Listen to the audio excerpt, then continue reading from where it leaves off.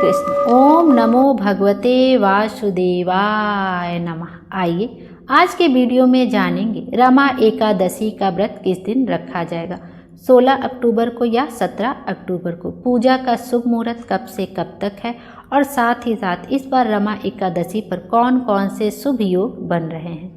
सनातन धर्म में कार्तिक माह का बहुत ही खास महत्व होता है। यह महीना जगत के पालनहार भगवान विष्णु और माँ लक्ष्मी जी को समर्पित है। कार्तिक महीने के दौरान प्रतिदिन गंगा स्नान कर लक्ष्मी नारायण जी की पूजा की जाती है। कार्तिक महीने में ही दिवाली, धनतेरस, छठ पूजा और देव उठनी एकादशी और तुलसी विवाह समेत कई प्रमुख व्रत त्यौहार आते हैं, इसलिए यह महीना और भी पवित्र और पावन हो जाता है।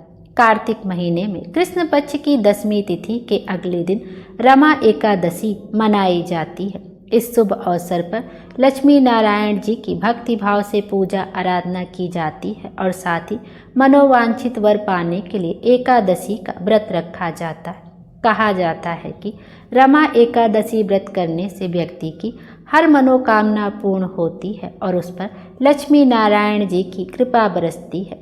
वैदिक पंचांग के अनुसार इस बार कार्तिक माह के कृष्ण पक्ष की एकादशी की शुरुआत 16 अक्टूबर को सुबह 10:35 पर होगी। वहीं 17 अक्टूबर को सुबह 11:12 पर कार्तिक माह के कृष्ण पक्ष की एकादशी तिथि समाप्त होगी।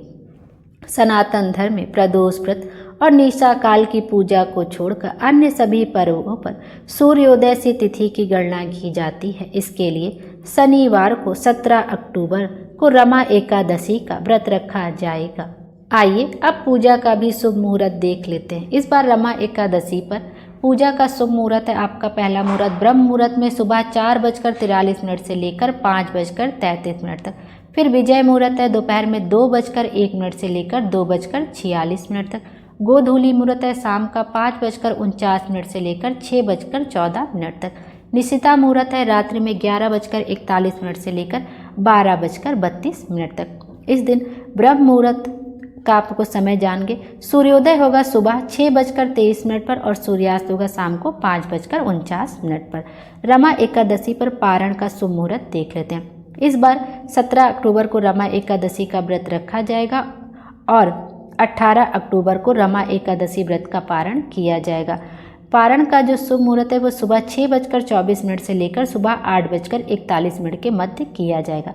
पारण हमेशा शुभ मुहूर्त में ही करना चाहिए, तभी एकादशी व्रत का पूर्ण फल प्राप्त होता है।